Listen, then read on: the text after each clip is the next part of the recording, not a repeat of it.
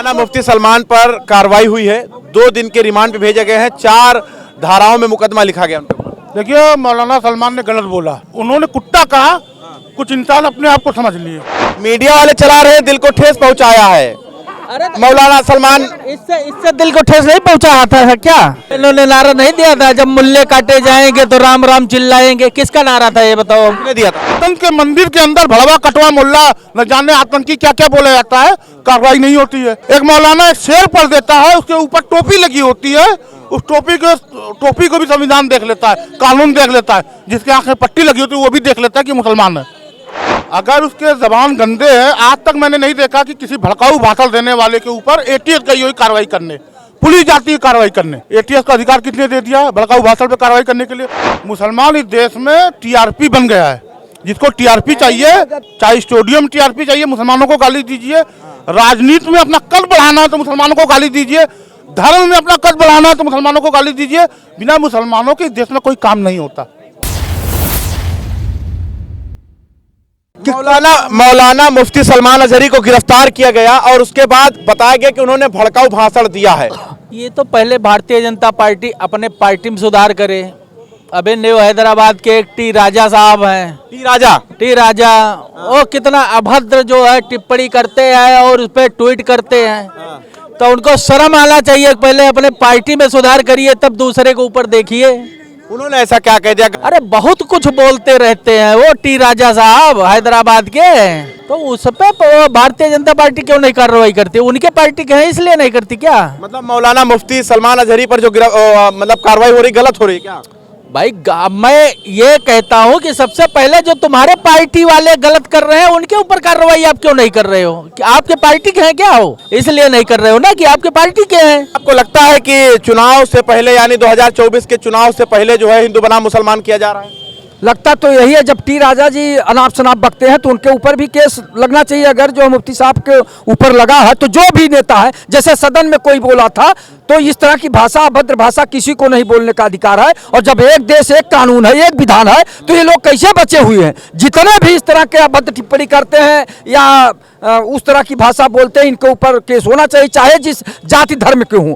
किसी को भी मुरव्वत नहीं करनी चाहिए। उसके कारण है जब एक देश एक विधान की बात करते हैं देश के प्रधानमंत्री जी, जब राम राज्य की स्थापना की बात करते हैं, परिकल्पना की बात करते हैं, तो सबको समान न्याय मिलना चाहिए, सबको समान जो है अधिकार मिलना चाहिए। मुसलमानों के साथ अन्याय हो रहा है क्या? जब मुफ्ती साहब को आप बता रहे हैं ना, उन्होंने तो ये कहा था आज आपका जमाना है कल हमारा आएगा, यही तो बोले हैं।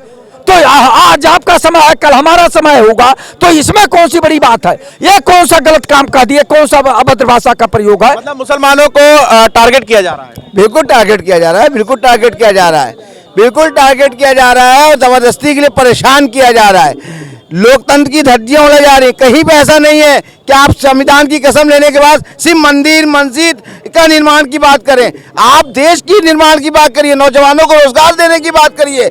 आप इसमें क्यों उलझा रहे हैं लोगों को? आज महंगाई चरम सीमा पर, उस पर कौन बात करेगा? राम राज्य की जब राजनामी जब पूरी होगी कि सबको एक मुख्यधारा से जोड़ने की बात भी तो होना चाहिए। अभी भी विभाजन की राजनीति हो रही है, अलग थलग की बात हो रही है। कार्रवाई तो हो रही है ना, मौलाना मुफ्ती सलमान के ऊपर कार्रवाई तो हो रही है ना? भैया एक चीज हमको बताओ, ये लोग क्या क्या नारा नहीं दे देते हैं? क्या दे देते? इन्होंने नारा नहीं दिया था जब मुल्ले काटे जाएंगे तो राम राम चिल्लाएंगे? किसका नारा था ये बताओ? किसने दिया था? किसने दिया था ये नारा? किसने दिया था ये नारा? भाजपा से तो था, भारतीय जनता पार्टी से तो था। मीडिया वाले चला रहे हैं, दिल को ठेस पहुंचाया है। मौलाना सलमान इससे दिल को ठेस नहीं पहुंचा था क्या? अरे आप जिस देश में रह रहे हो वहाँ हिंदू मुस्लिम सिख ईसाई सब आपस में भाई भाई का ये चलता है, अब आप जो है उसमें खंडन करने पे लगे हो। आप अगर हिंदू मुसलमान की बात ना करो तो आप कोई डिबेट नहीं कर सकते हो। मुसलमान ही टारगेट पे क्यों रहता है हमेशा? ये इसी में राजनीति करते हैं। ये तो काम खाई कह देते हैं कि बीजेपी की ओवैसी बी टीम है या केजरीवाल टीम है, इनकी और भी बी टीम है, पाकिस्तान, चीन, अफगानिस्तान, हमास, कनाडा, ये इसी के इर्द गिर्द रहते हैं। जब इलेक्शन आने आते हैं मौलाना मुफ्ती सलमान को इंसाफ मिलना चाहिए। जाहिर सी बात है, अगर भाजपा के जैसे लोग हैं जो राजा हैं और जो अभी हमने बताया था दानिश को गाली देने वाला जो सांसद है, अगर उस पर कार्रवाई नहीं है तो इन पर भी नहीं होनी चाहिए। चाहते हैं मौलाना मुफ्ती को जो है वो इंसाफ मिलना चाहिए। देखो इंसाफ जो है, अगर आपको प्रधानमंत्री का पद निभाना है तो सबके साथ एक समान व्यवहार करना पड़ेगा आपको। आपको बदले की भावना की राजनीति आप कब तक कर सकते हो, हमको बताइए। आप जो बदले की भावना वाली राजनीति कर रहे हो, इसको नहीं करना चाहिए। आप प्रधानमंत्री के पद पे बैठे हो, आपको सबको एक समान देखना चाहिए। सबके वोट से आप बैठे हो, ये तो है नहीं कि आप एक बिरादरी का वोट लेकर के आप प्रधानमंत्री बन गए हो। आपको पूरी जनता ने दिया है। 140 करोड़ जनता में कम से कम हम मान रहे हैं 70-80 करोड़ जनता आपको वोट दिया है। बाकी तो आपका ईवीएम से सेट हो गया, पूरा तो नहीं ईवीएम से सेट किए हो, परसेंटेज किए हो ना। लेकिन चुनाव से पहले ये हिंदू बना मुसलमान होना चुनाव, अरे मैं कह तो रहा हूँ, फिर देखिए बीमारी चालू हो गई अनलिमिटेड चुनावी चूरन की, जिसको हम कहते हैं यूसीसी। जो यूसीसी है एक्चुअल में वो है यूनिफॉर्म ऑफ सिविल कोड है, यूनिफॉर्म सिविल कोड, ठीक है। मगर भाजपा के हिसाब से वो अनलिमिटेड चुनावी चूरन है। मौलाना मुफ्ती सलमान पर कार्रवाई हुई है, 2 दिन के रिमांड पे भेजे गए हैं, 4 धाराओं में मुकदमा लिखा गया उनके ऊपर। देखिए मौलाना सलमान ने गलत बोला, उन्होंने कुत्ता कहा, कुछ इंसान अपने आप को समझ लिए। उनको नहीं कुत्ता शब्द यूज करना चाहिए। उनको तो दूरदर्शन न्यूज चैनल के सुरेश चौहान की भाषा बोलनी चाहिए थी, क्योंकि दूरदर्शन न्यूज के जो बोलते हैं वही भाषा उनको बोलनी चाहिए। अगर वो गैर कानूनी होता, दूरदर्शन न्यूज वाले भी, सुरेश चौहान भी जेल में होते, ये भी जेल में होते। इनको कुत्ता शब्द का इस्तेमाल कतई नहीं करना चाहिए था, क्योंकि कुछ कुत्तों को बुरा लग गया, कुछ कुत्तों को बुरा लग गया। जाहिर सी बात है। मैं तो एक शेर था, उन्होंने वो शेर पढ़ा, वो शेर कुत्तों पे था। अरे जहरीला, आतंकवादी, अलगावादी, पता नहीं क्या क्या टाइटल से उनको नवाजा जा रहा तो उनको भी जेल में होना चाहिए। जो बोल रहे हैं सुरेश चौहान 3 दिन तक क्या भूख रहे हैं, उनको अगर कुत्ता ना कहा जाए, क्या भोग रहे हैं। अगर सुरेश चौहान को कुत्ता ना कहा जाए तो क्या कहा जाए। मैं सवाल पूछता हूँ, जिस तरह की जहरीली भाषा वो भूख रहे हैं, उनको कुत्ता ना कहा जाए तो क्या कहा जाए। ऐसे लोगों को तो लोग कुत्ता कहते हैं। देहाती भाषा है भाई, हम गांव में बसते हैं, देहाती भाषा है कि ऐसे लोगों को कुत्ता ही कहा जाता है। मैं भी कुत्ता कहता हूँ सुरेश चौहान को, सूरज चौहान को। ऐसे नफरती लोगों को आप भी जेल चले जाएंगे। मुझे जाने में कोई डर नहीं है। गांधी जी भी जेल गए थे, गांधी भी जेल में गए थे, नेहरू जेल गए थे, मोदी जी भी मुझे लगता है जेल गए कि नहीं गए ये नहीं पता, लेकिन ज्यादातर लोग जेल ही में होके आए तब प्रधानमंत्री बने, तभी प्रधानमंत्री बनते हैं। लेकिन ना तो वो नेता है मौलाना सलमान, और ना ही कोई राजनेता है, वो सिर्फ और सिर्फ एक धर्म गुरु हैं। भाई वो एक शेर कहे थे, वो कुत्तों पे शेर था। मुझे नहीं लगता इसमें कोई संविधान की खामियां थी, नहीं लगता कि कोई, वो भी ठेस पहुंचाया गया है, बता रहे हैं, दिलों को ठेस पहुंचा है लोगों के। सुरेश चौहान मेरे दिल को ठेस पहुंचा रहे हैं। किसकी हिम्मत है कि मेरे दिल के जो ठेस पहुंचा रहा है सुरेश चौहान, किसकी इस देश में औकात है कि सुरेश चौहान को जेल में भेज दे। इस देश में किसकी औकात है, मैं पूछना चाहता हूँ। और किसी की औकात है कि सुरेश चौहान को जेल में भेज दे? नहीं भेज सकते क्या? किसी की औकात नहीं है सुरेश चौहान को जेल में भेजने की। औकात होती तो वो आज 3 साल 4 साल पहले ही जेल में चला गया होता, क्योंकि सुरेश चौहान जो बोलता है, भारत सरकार उसको कानून समझती है और जो सोचता है उसको संविधान समझती है, इसीलिए वो जेल में नहीं है। तो आपको लगता है कि वो जो है कार्रवाई सिर्फ और सिर्फ मुसलमानों पर हो रहा है? मुझे लगता है कि सिर्फ और सिर्फ मुसलमानों को कार्रवाई हो रही है देश में। वही भाषा कोई और बोलता है, कार्रवाई नहीं होती। वही भाषा मुसलमान बोल देता है, कार्रवाई हो जाती है। कानून की आंखों पे जो पट्टी बंधी हुई है, वो एक पट्टी थोड़ा ऊपर बंधी हुई है, उसमें से देख लेती है कि ये मुसलमान है कि हिंदू है।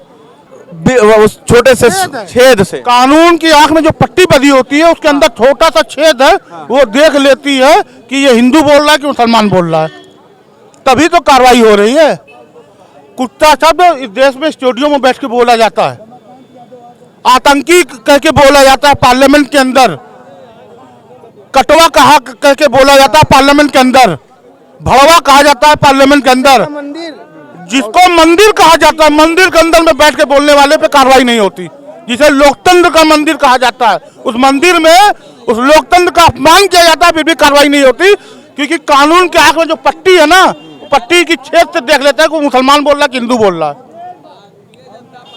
अनदेखी हो रहा है। अनदेखी, लगातार अनदेखी हो रही है। मैं तो वही बोल रहा हूँ, जो लोकतंत्र के मंदिर के अंदर भड़वा कटवा मुल्ला न जाने आतंकी क्या क्या बोला जाता है, कार्रवाई नहीं होती है।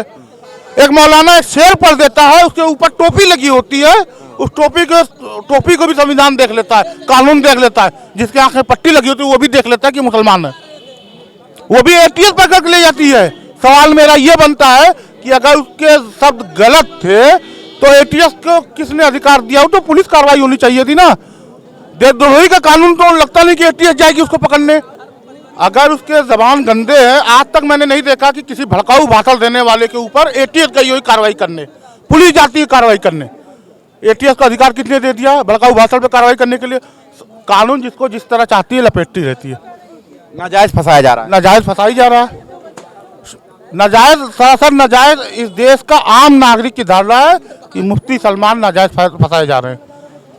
मुफ्ती सलमान नाजायज फंसाए जा रहे हैं। नाजायज फंसाए जा रहे हैं क्योंकि चुनाव करीब है। भारतीय जनता पार्टी बिना मुसलमानों के नफरत के बिना वो सत्ता में नहीं आ सकती। उनकी कुर्सी डगमगाती हुई दिख रही थी, इसीलिए मुसलमानों से नफरत भी स्टार्ट कर दिया गया। आपको क्या लगता है? भाई मैंने तो आपसे पहले ही कहा कि ये नफरत की राजनीति हो रही है, इसे बंद होना चाहिए। आप देखिए कि मौलाना साहब पकड़ लिए गए। आप बताइए, जो संसद जनता चुनती है, जनता के द्वारा संसद में आदमी जाता है, उसके खिलाफ अपशब्द बोला जा रहा है, उसका कुछ भी नहीं हुआ। तमाम संसद जो है अभी बीच में निकाल दिए गए।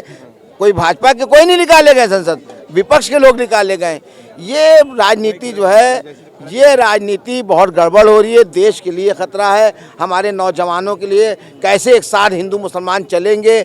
आगे चल के ऐसा ना हो कि यही नफरत जो है सरकार मजबूर हो जाए एक दूसरे पे लाठी डंडे चलवाने। आपको लगता है कि हिंदू बनाम मुसलमान चुनाव कराने की फिराक में लगी है भारतीय जनता पार्टी? देखिए, टीआरपी की दौड़ चल रही है। टीवी स्टूडियो में मुसलमानों को गालियां बिना उनकी टीआरपी नहीं बढ़ती। बिना गाली के, बिना मुसलमानों को गाली दिए हुए किसी भी जो मेन स्ट्रीम मीडिया है उनकी टीआरपी नहीं बढ़ती। बरकती है क्या मुसलमान? मुसलमान इस देश में टीआरपी बन गया है। जिसको टीआरपी चाहिए, जिसको टीआरपी चाहिए, चाहे स्टूडियो में टीआरपी चाहिए, मुसलमानों को गाली दीजिए। राजनीति में अपना कद बढ़ाना है तो मुसलमानों को गाली दीजिए। धर्म में अपना कद बढ़ाना है तो मुसलमानों को गाली दीजिए। बिना मुसलमानों के इस देश में कोई काम नहीं होता। मतलब मुसलमान हर जगह पर पिसता है। न मुसलमानों के बिना किसी का कोई काम नहीं चलता। चाहे मुसलमानों का धर्म स्थल हो, उसके बिना भी काम नहीं चलता। चाहे मुसलमान हो, मुसलमानों से रिलेटेड मोहब्बत है। पूरे देश की राजनीति से लेकर मीडिया घराना तक, सब कारपोरेट से लेकर सब कुछ मुसलमानों के इर्द गिर्द घूमता रहता है, उसी का चक्कर लगाता रहता है। तभी उनकी टीआरपी भी मिलती है, तभी उनकी राजनीतिक कद भी बढ़ता है। तभी मतलब जब बड़ी मीडिया का टीआरपी डाउन होने लगता है तो फिर ऐसे मुद्दे लेकर आ जाती है। फिर ऐसे मुद्दे चाहिए। टीआरपी का पैसा कमाना, सबको सत्ता में सबको कब्जा करना है। सांसद विधायक बनना है तो मुसलमानों को गालियां देना स्टार्ट कर दीजिए। लोकसभा विधानसभा का टिकट लीजिए और सांसद विधायक बन जाइए। चलिए, शुक्रिया। तो मौलाना मुफ्ती सलमान अजहरी पर हम डिबेट कर रहे थे, लोगों से बात कर रहे थे। आपकी क्या राय है कमेंट बॉक्स में बता दीजिएगा। बने रहे हमारे साथ, देखते रहे 24 तक न्यूज़, जनता का इनके साथ।